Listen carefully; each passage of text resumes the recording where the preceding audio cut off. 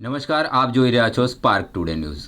ઉમરેઠમાં mule એકાઉન્ટનો ઉપયોગ કરી કરોડોની હેરાફેરી કરતા 3 શખ્સોને ઝડપી પાડવામાં આવ્યા છે। ઉમરેઠના 5 જેટલા શખ્સોએ ભેગા મળી મ્યુલ એકાઉન્ટ દ્વારા કરોડોની હેરાફેરી કરતા 3 શખ્સ તેમાં ઝડપાઈ ગયા છે। ઉમરેઠ ખાતે રહેતા 5 જેટલા શખ્સોએ ઉપરાંત કેટલાક વ્યક્તિઓએ ભેગા મળીને પોતાના મળતિયાઓના બેંક એકાઉન્ટમાં સાયબર ફ્રોડ કરી ક્રિમિનલનો વાપર માટે કુલ ₹3.5 કરોડ ઉપરાંતની રકમનું ટ્રાન્ઝેક્શન કરી ઉપરોક્ત રકમ ક્રિપ્ટોકરન્સી મારફતે દુબઈ મોકલી આપતા આ અંગે આણંદના સાયબર ક્રાઇમ પોલીસે ગુનો દાખલ કરી 3 શખ્સોની ધરપકડ કરી છે।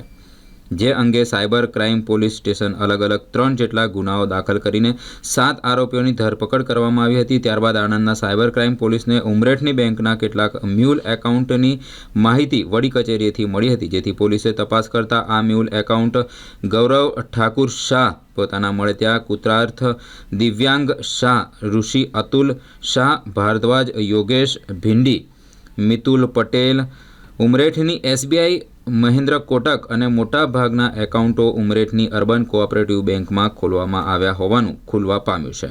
આ ખાતામાં સાયબર ફ્રોડની ₹3,38,29,790 જમા કરાવવામાં આવ્યા હતા। ત્યારબાદ જે તે ખાતેદાર પાસે તે રકમ ઉપાડીને આ શખ્સોએ ક્રિપ્ટોકરન્સી મારફતે દુબઈ મોકલી આપવામાં આવી છે। તાજેતરમાં વધતા જતા સાયબર ક્રાઇમ ફ્રોડ્સને લગતા ગુનાઓ અટકાવવા માટે ગૃહ વિભાગ દ્વારા ઓપરેશન મ્યુલ હન્ટ ડ્રાઈવ શરૂ કરવામાં આવી, જે અંતર્ગત I4C પોર્ટલ મારફતે મ્યુલ અકાઉન્ટ્સનો data cyber crime police station આણંદને આપવામાં આવતો હતો, જે હેઠળ કુલ મળીને 3 ગુનાઓ આજ સુધી નોંધવામાં આવેલા છે। આ ગુનાઓની પેટર્ન એવી હતી કે આ મ્યુલ અકાઉન્ટ્સનો ઉપયોગ કરીને વિવિધ ટ્રાન્ઝેક્શન્સ કરવામાં આવતા હતા। આ ટ્રાન્ઝેક્શન્સને આંગડિયા મારફતે USDT માં કન્વર્ટ કરીને આ નાણાંને દુબઈ મોકલવામાં આવતા હતા। આ નાણાંના ઉપયોગ માટે વિવિધ 17 અકાઉન્ટ આજ દિન સુધી ગુનાના કામે તપાસમાં લેવામાં આવ્યા હતા। જે પર્ટિક્યુલરલી જે ગુનો આપણે વાત કરી રહ્યા છે એમાં વિવિધ 5 આરોપીઓમાંથી 3 આરોપીઓ પકડાયેલ છે, 2 આરોપી પકડવાના બાકી છે। આ આરોપીઓ નામે ઋષિ અતુલ કુમાર શાહ, ઉમરેઠ જિલ્લો આણંદ, હિરલકુમાર મિતુલભાઈ પટેલ, અંબા માતાનું ફળિયું ઉમરેઠ જિલ્લો આણંદ, ભારદ્વાજ યોગેશભાઈ ભિંડી, પાટણપોળ ઉમરેઠ જિલ્લો આણંદ। પકડવાના બાકી આરોપી છે ગૌરવ ઠાકોરભાઈ શાહ, ઉમરેઠ તાલુકો જિલ્લો આણંદ, અને કૃતાર્થ દિવ્યાંગ કુમાર શાહ, ઉમરેઠ જિલ્લો આણંદ। આ 5 આરોપીઓ વિવિધ 17 અકાઉન્ટમાં આ પ્રકારના ટ્રાન્ઝેક્શન ઓર્ગેનાઇઝડ ક્રાઇમ કરી એ ટ્રાન્ઝેક્શન મેળવતા હતા।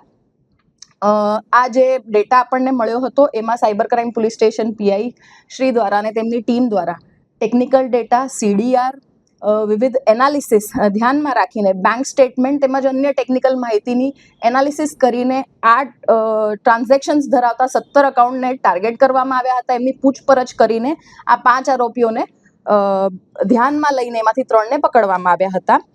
આ અકાઉન્ટમાંથી કુલ ₹3,38,27,790 ટ્રાન્ઝેક્શન થયેલ હોવાની માહિતી તપાસ દરમિયાન બહાર આવેલી છે। આ 3 આરોપીઓ જે પકડાયેલ છે એમની રિમાન્ડની પ્રોસેસ આજે કરવામાં આવશે, અને જે બાકીના 2 આરોપીઓ જે હાલમાં દુબઈ ખાતે ગયા હોવાની તપાસ દરમિયાન બાબત ધ્યાનમાં આવી છે એની પર કાર્યવાહી ચાલુ છે। આ જે 17 એકાઉન્ટ હતા કોના હતા અને કેવી રીતે એકાઉન્ટ ખોલાવવામાં આવતા હતા? આ જે 17 અકાઉન્ટ્સ છે એ ઉમરેઠ અર્બન કોઓપરેટિવ બેંક લિમિટેડમાં આ ખાતા ધારકોના અકાઉન્ટ્સ છે। આ તમામ ખાતા ધારકોની પૂછપરછ કરવામાં આવેલ હતી અને તેઓની તપાસ દરમિયાન જાણવામાં આવ્યું કે આ 5 આરોપીઓ જે છે એઓના જ તેઓ સગાવલા અથવા તો જાણ બહાર મિત્ર વર્તુળમાં સંકળાયેલા લોકો છે, જેમના અકાઉન્ટ્સનો જ આ ટ્રાન્ઝેક્શન્સમાં ઉપયોગ કરવામાં આવેલો હતો। શું MOU હતી?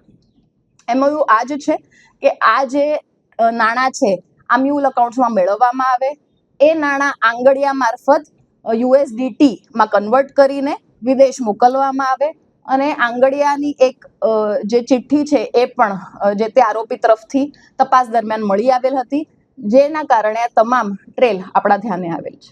દુબઈમાં નાણાંનો ઉપયોગ કોણ કરતો હતો અને કેવી રીતે? એ તપાસનો વિષય છે, એટલે એ આગળ ધ્યાનમાં આવશે. શું આમાં કોઈ આંતરરાષ્ટ્રીય રેકેટ પણ છે કે કેમ? એટલા માટે જ આ ઓપરેશન મ્યુલ હન્ટ તાજેતરમાં લોન્ચ કરવામાં આવ્યું છે, જેથી આ પ્રકારના રેકેટ્સ પણ ભવિષ્યમાં આપણે વધારે ધ્યાનમાં લઈ શકીએ.